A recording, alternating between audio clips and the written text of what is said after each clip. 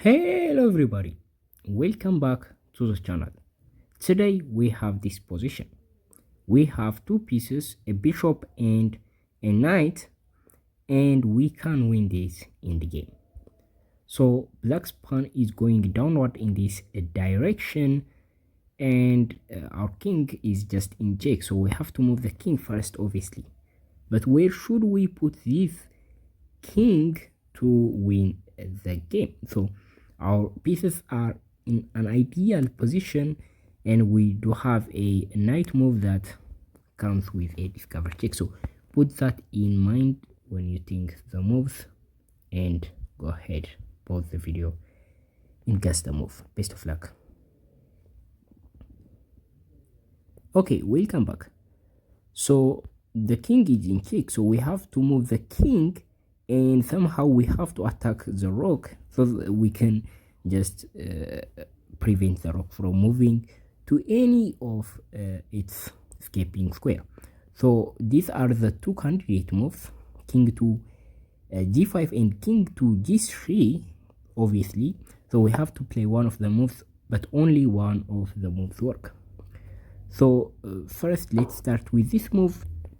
Obviously this move don't work because black would play rook to f2, attacking the bishop, and obviously we can't do anything to win from this position on. We have to move the bishop, and we can't win this, right? So black is just now escaped, and we have, of course, we have a discover check, but the king and the rook are just far away, and we don't have any way to fork these pieces. And if black managed to sacrifice the rook against one of the pieces, it's going to be game over and be a draw.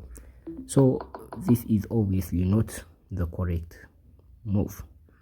And king to g3 is great, right? It's to defend both the square and it attack the rook. So that is actually the correct move. So what is going on? First, the rook can't move like this, or can't move like this, right? So these are the obvious things, and the other things, the rook can't move there because of the bishop, and the rook has to move to one of these squares. So the first is if the rook moves like this. So what we are going to do now is, yes, we can't attack the rook, but once we move the knight, the king has only got one move, and that is to b8. So how should we set up this? We can move the knight to a5, and then when black moves to b8, which is the only square, we can set up this fork, and it doesn't matter where black moves, we simply capture the rook and win the game. So that move doesn't work for black. So what else can black do? Well, if black moves to c4, here in this position, if black moves to c4, we simply play knight to d6 and win the rook. And if black moves there instead, if black moves to b4, it's the same thing. We simply set up the fork and win the rook once again.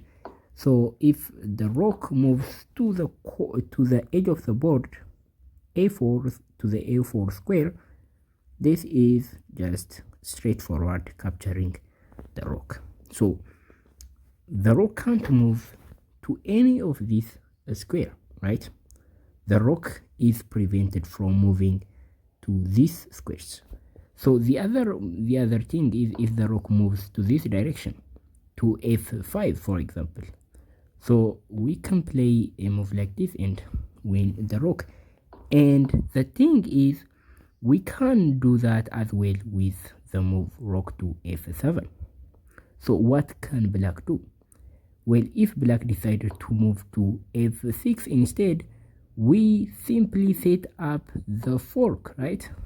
So we do the same with rook to f8, and it doesn't matter where black moves, at the end of the day we simply win the rook and the game. So this is the solution and this is the whole thing.